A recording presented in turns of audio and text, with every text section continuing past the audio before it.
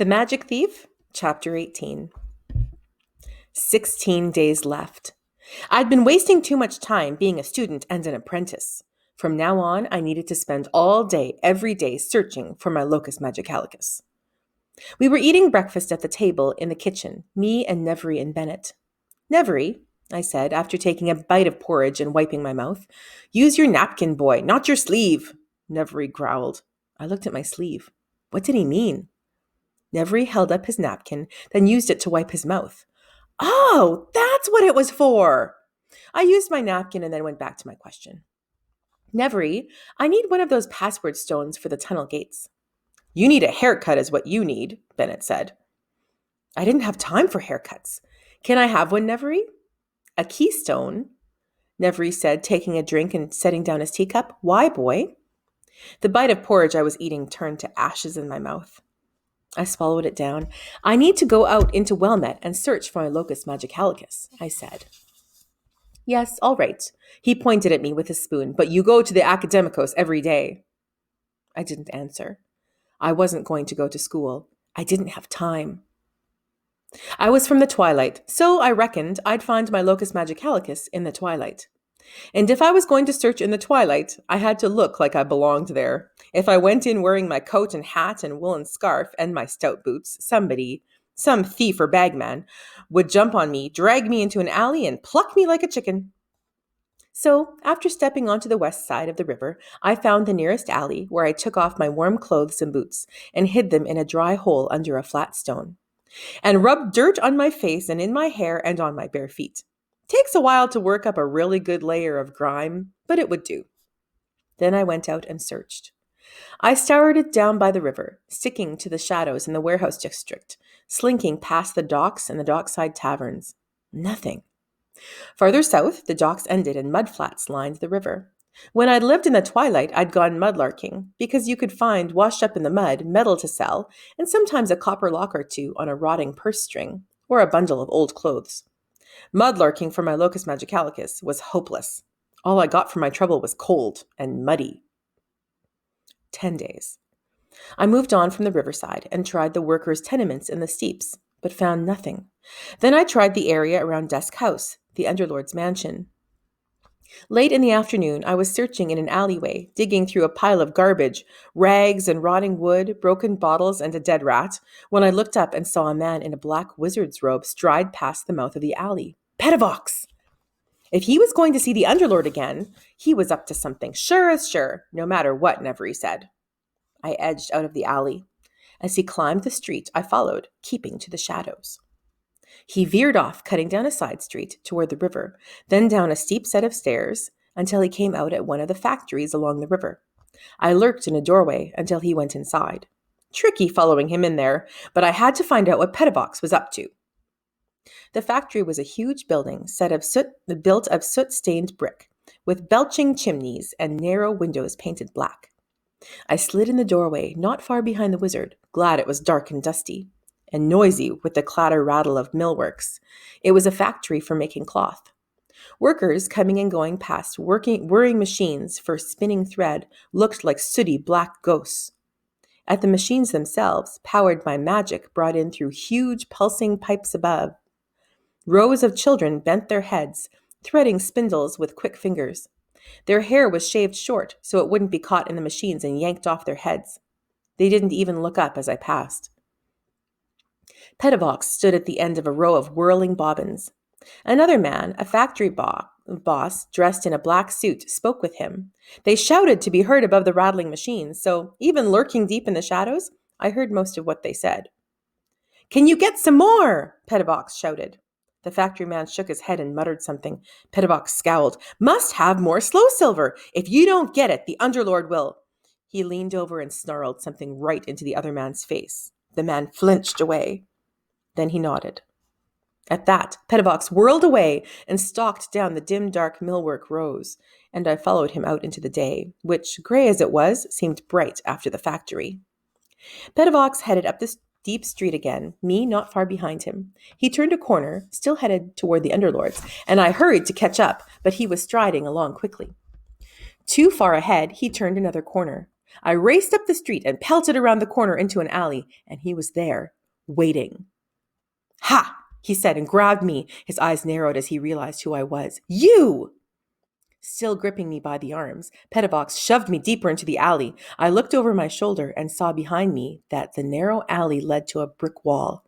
Dead end. Trapped. "Never ease, boy," Pettibox said. I twisted out of his grip and backed up a step, trying to catch my breath. He stepped after me, forcing me deeper into the alley.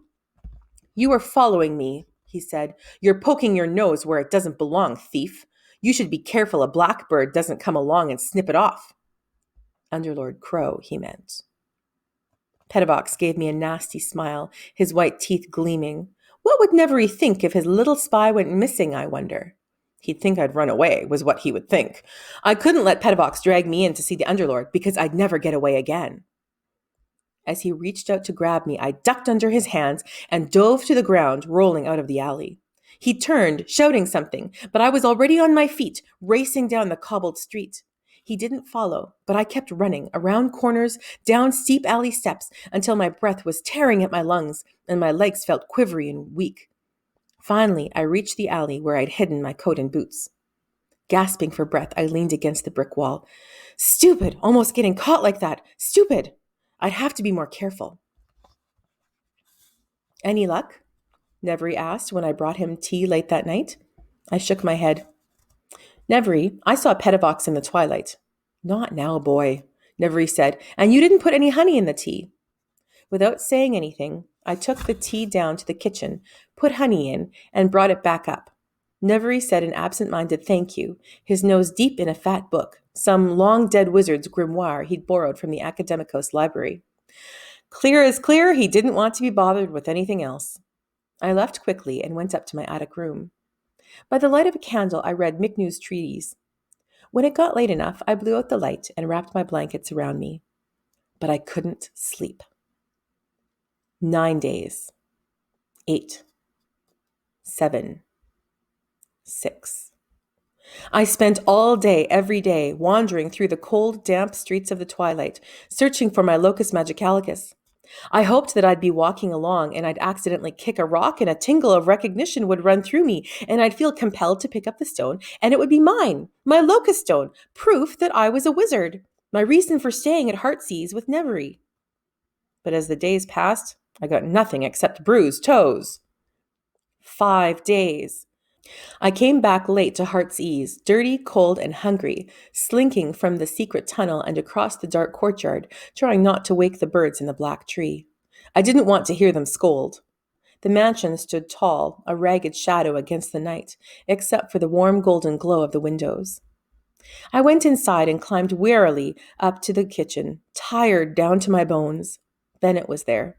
His knitting, a snarl of black yarn, sat on the table. Nevery had gotten him a stove, so he was busy setting it up, angling the stovepipe so it would carry the smoke out a window.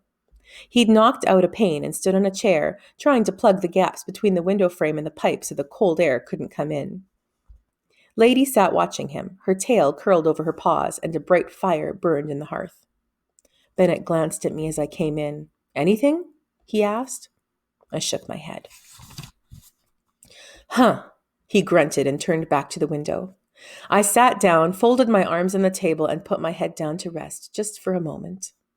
I woke up with a crick in my neck and Bennett poking my arm. He pointed at the ceiling. "Tea." "Right." I sat up and rubbed my eyes. It was late. Nevery would be wanting tea. Bennett handed me the tray. There were 2 cups on it, a teapot, and a plate of bread and butter. I looked blankly at it. "He's not going to have time to drink with me, Bennett," I said. "It's not for you," Bennett said gruffly. "Not for me? Who then?" "He's taken on a secretary," Bennett said, "student from the Academicos, to help him with the reading and writing." A secretary, right. I trudged up the stairs to the study and went in with a tea tray. Nevery was there with his new secretary. Keyston. I stopped inside the door, frozen. Keyston and Nevery were sitting at the table surrounded by books and papers. A fire burned in the hearth, very companionable and cozy. Keyston looked up from his work and gave me a nasty smile. "Your servant has brought tea, Magister Nevery," he said. I thought out enough to go in and carefully push aside a few books to put the tray on the table. "I'm not his servant, crawler toady." Nevery looked up. I didn't expect him to add anything, but he did. He is my apprentice, Keyston. Yes, of course, Magister, Keyston said quickly, turning a little pale. I turned to leave. Wait, boy, Nevery said. I turned back. He pointed at Keyston. Go down and tell Bennett we'll need more tea later. It's going to be a late night. Yes, Magister, Keyston said, scrambling to his feet and hurrying from the room. As the door closed behind him, Nevery turned his gaze on me. Well? He's Pettivox's, I said, and I was certain, now that I'd seen him again in the twilight, where he had no business going, that Pettivox was working for the Underlord. We've spoken of this before, boy. Pettivox is a magister, as I am, and he has done well to offer me his apprentice's services. Nevery scowled. We are working together to solve the crisis facing the city. The Underlord has something to do with it, I said. Nevery gave me an exasperated look. This has nothing to do with Underlord Crow. I had a feeling that it did have something to do with Crow, and with his underground workshop, and with Pettivox. But Nevery didn't want to hear about it, and I was too tired to argue. Couldn't seem to think straight about anything. Now, boy, he said, pointing at the door, you're obviously exhausted. Go to bed. To bed. Right. I stumbled toward the door, paused. Just be careful what you tell Keyston. I am not a fool, boy, Nevery said. Keyston is useful to me. And I was not, he was saying. Drats. I went to bed.